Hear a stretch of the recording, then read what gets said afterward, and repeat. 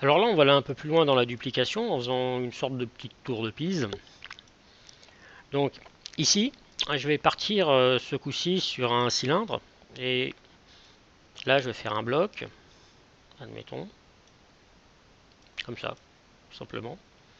Ou plutôt non, je vais partir ici d'un tube. Voilà. Donc ce tube ici, je vais garder juste les bords comme ça et je vais le faire assez mince. Donc maintenant que j'ai fait ça, ici je vais prendre les colonnes. Alors je ne vais pas refaire une colonne très compliquée, hein. Je mets ça, voilà, je vais mettre 150 admettons. Ici, je la mets ici, voilà. Et là ce que je veux faire c'est mettre ce petit tube tout autour.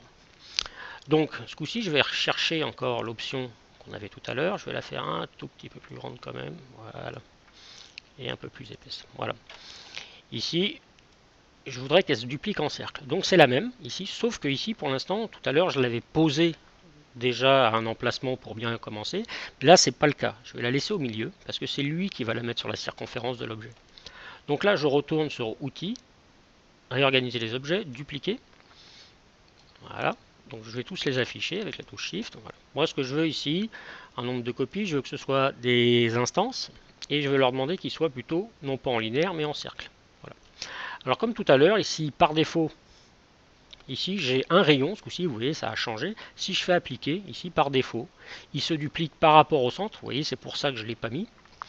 Et ici j'ai le rayon que je vais pouvoir régler. Voilà. Alors après je pourrais monter ou descendre. Ici j'ai la possibilité si je veux les mettre comme ci par exemple. Voilà, si je voulais faire des objets plus complexes. Donc là comme j'ai fait pomme Z, je refais appliquer.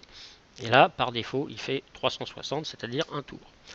J'ai la possibilité ici, si je voulais faire des objets comme ça, admettons, ou je pourrais les monter comme ça, faire des escaliers, des choses comme ça. Pour l'instant, je vais juste faire ça en fait. Voilà. Là, je remets tout à zéro. Voilà, pour les avoir comme ça. Donc on va dire que c'est ma première razzia de colonne qui est arrivée ici. Donc maintenant, tout cela, je vais les lever. Hein. Voilà, pour les mettre au bord ici. Voilà. Ici, comme c'est des instances, si celle-là est trop grande ou trop petite, je peux revenir sur mon objet. Oui, ici. Et je peux même ici la faire plus mince et ainsi de suite. Donc ici, ça on va dire que c'est entre guillemets le premier étage. Maintenant ici, je vais prendre tout ça que je vais grouper. Donc ça, je le sélectionne, clic droit, grouper les objets. Et là, je vais l'appeler comme tout à l'heure, base, admettons. Maintenant, je vais faire des étages. Alors tout à l'heure, on a vu qu'on pouvait dupliquer un peu comme on veut. Et ici, je vais le dupliquer. Maintenant, je vais revenir en hauteur. Donc je retourne, outils, réorganiser les objets. Et ici, dupliquer. Dupliquer ici, comme il a gardé le dernier, je me remets moi en linéaire. Voilà. Et ici, je vais faire appliquer. Donc on retrouve la base de tout à l'heure. Donc là, je ne vais pas en mettre autant, je vais en mettre 5. Voilà, 4, pardon. Et ici, je peux jouer avec ça. Alors, il ne faut pas que j'hésite à me mettre en 2D hein, pour bien voir si je suis sur les étages. Ici, et tant que je ne suis pas sorti de la fonction, là, je peux ici le régler. Alors, maintenant, ici, j'ai ça. Toujours pareil, si je modifie ce qui est en bas, il modifiera ce qui est en haut. Voilà, on aura ce genre d'objet. Maintenant, ici, je vais juste aller chercher un autre objet pour mettre un pseudo-toit. Ici, je vais aller prendre un autre objet. Je vais prendre par exemple le cône. Le cône, ici, je le monte en haut. Et lui, quand je clique dessus, il a des options que on n'avait pas forcément sur les autres non plus. Donc là, je vais pouvoir l'agrandir pour le mettre comme ça.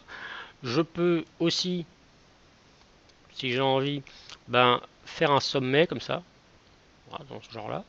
Alors ça, il faut un peu voir les objets, les options pour les objets. Ici, je peux mettre un couvercle. Voilà. Si je l'enlève, j'ai un trou, comme un abat-jour par exemple. Mais ici, ce qu'on n'avait pas dans les autres, c'est sur le sommet, ici, du haut, je peux faire quelque chose d'arrondi. Voilà, comme ça, je vais le laisser comme ça. Et même à la base, ce qui ne m'intéresse pas. Voilà, je pourrais faire un petit toit, admettons. Voilà, je vais le mettre plus, voilà, un peu plus pointu. Voilà, un truc comme ça. Donc ici, maintenant, une dernière fois, il me reste à mettre le sol. Voilà. Et dans la vidéo suivante, on va le texturer un petit peu mieux que ce qu'on avait fait dans le temple.